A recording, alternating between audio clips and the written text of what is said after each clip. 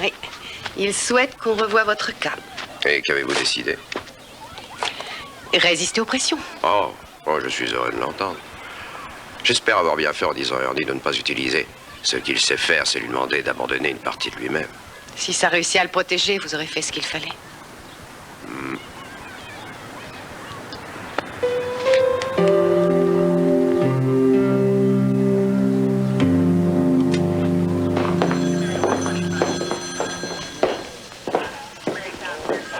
Capitaine, c'est une bonne nouvelle. On vient de nous annoncer qu'une Bentley a été volée la nuit dernière. Ils ont réussi le coup malgré le système d'alarme et 2 Doberman. Ils sont doués. Hein. Oui, mais c'est pas fini. Ils doivent emmener la voiture jusqu'à la douane.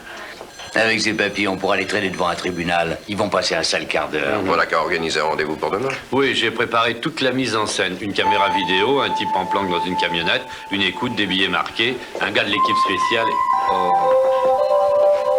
Ernie, mais qu'est-ce qui est arrivé? J'ai fait ce que vous m'avez dit.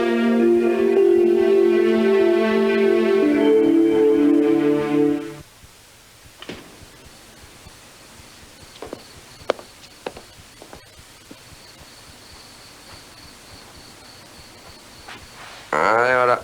Qu'est-ce que c'est? Bah toi, t'as tes recettes ancestrales et moi j'ai les miennes. Tiens ça. Maintenant, appuie. C'est du faux filet, mais le traitement n'est pas remboursé. Ça va devenir pire. Non, ça va s'arranger. Les protéines vont faire disparaître le bleu. Non, je parlais pas de mon œil. Je pensais à Jason. Il a dit que c'était que le commencement. Bon. Et pourquoi tu restes pas à la maison? Ne te fais pas de soucis pour Jason. Je vais m'occuper de ça. Je veux que ce garçon soit expulsé. Monsieur Rizzo, ceci est arrivé hors de l'école. Et d'ailleurs, Jason a été blessé dans un précédent incident. Le mieux est de résoudre cette affaire hors de l'école. Vous avez parlé à Monsieur Cunningham? J'ai parlé au répondeur de Monsieur Cunningham. Et j'ai parlé à l'assistant de Monsieur Cunningham.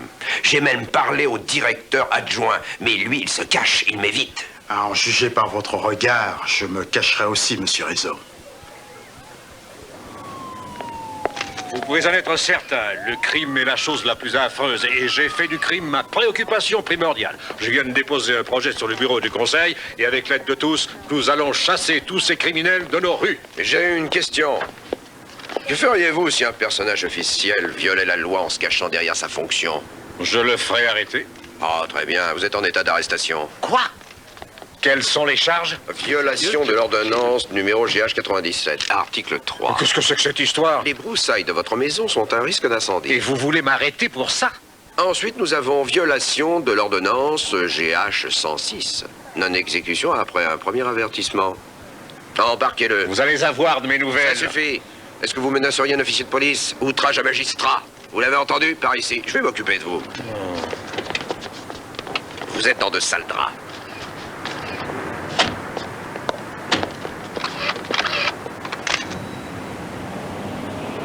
Rizzo, tout ce que vous faites ne sert à rien. Quelques broussailles dans un demi-hectare, ça n'est pas très sérieux. Oh, vous avez le droit de garder le silence, alors taisez-vous et maintenant, écoutez-moi. C'est la seule façon que j'ai trouvée pour attirer votre attention. Votre fils, Jason, a frappé Ernie. L'unique raison pour laquelle Ernie n'a pas riposté, c'est que je lui ai interdit.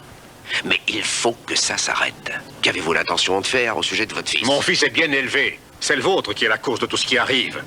J'en ai marre de vos menaces, Cunningham. Je ne fais jamais de menaces en l'air. Je peux vous le certifier, monsieur Rizzo. Alors, comment ça s'est passé avec le père de Jason? Très bien. Je crois que nous nous sommes compris maintenant. Qu'est-ce que tu préfères, pomme ou raisin? Pomme. Peut-être que je devrais parler à Jason? Ernie, je t'ai déjà dit de te tenir à l'écart. C'est exactement ce que je veux que tu fasses. Allez, va ouvrir.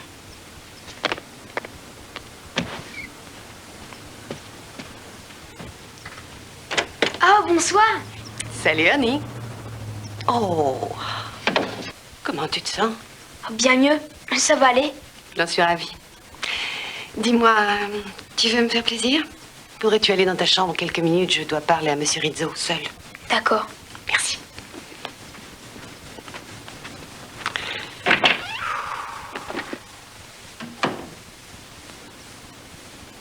Ça valait vraiment le coup de le voir avec les menottes dans la voiture de police. Ça valait le coup. Ah, bien sûr, vous avez raison. Je sais que c'est sérieux. J'avais outrepassé un peu mon autorité, mais c'est la seule chose que j'avais trouvé à faire. En parlant d'autorité, je peux calmer Mademoiselle Niedermeyer. Je peux aussi calmer son patron. Mais quand le patron de son patron reçoit un coup de fil du conseil municipal, ils veulent nous voir reprendre chaque détail de ce que nous appellerons officiellement le cas de l'adoption Rizzo. Alors je le provoque et il me provoque à son tour. Ouais, ça n'aura pas de fin. Capitaine, l'arrestation était légale. Vous avez vu le journal? Mais bravo, vous pouvez être fier de vous. Vous venez de mettre en l'air 3 semaines de travail. Ernie vaut plus pour moi que ces 3 semaines de boulot. Bon, d'accord. Il faut liquider cette affaire sans tarder. On a peut-être encore une chance. Des gars comme Vetch ne lisent les journaux que quand on y parle d'eux. Regarde la photo. Quoi? Tu ne trouves pas qu'il ressemble au signor Cipoll, notre acheteur pour l'Italie? Le conseiller municipal Scott Cunningham a été arrêté devant la mairie par le sergent détective Jack Rizzo. Il faut se débarrasser de lui. Tu connais tout. Mais on ne doit prendre aucun risque. Ah, au fait, ma belle-sœur qui vit à Toledo est italienne. Après avoir lu le journal, je lui ai téléphoné. Tu sais ce que Cipoll veut dire? Oignon.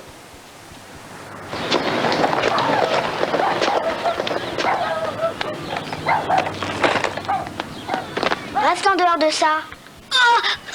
C'est Jason. Et alors, on rentre à la maison. Il reçoit la correction qu'il a méritée. Travis, on peut pas le laisser se faire tabasser. Personne ne mérite ça.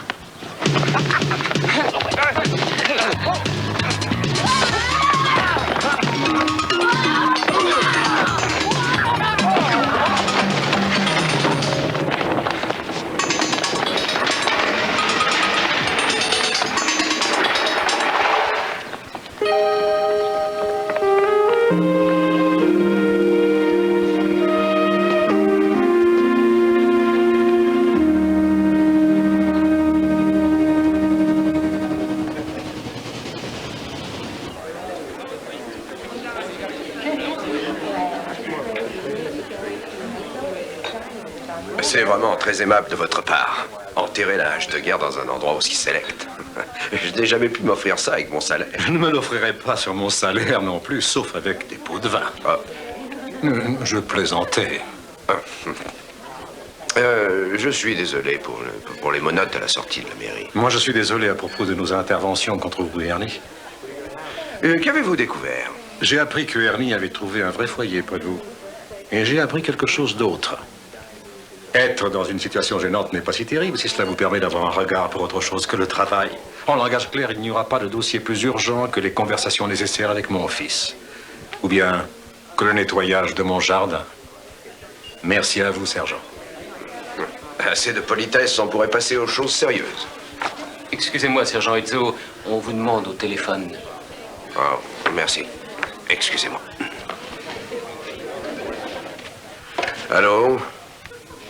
Allô? Buonasera, signor Cipoll.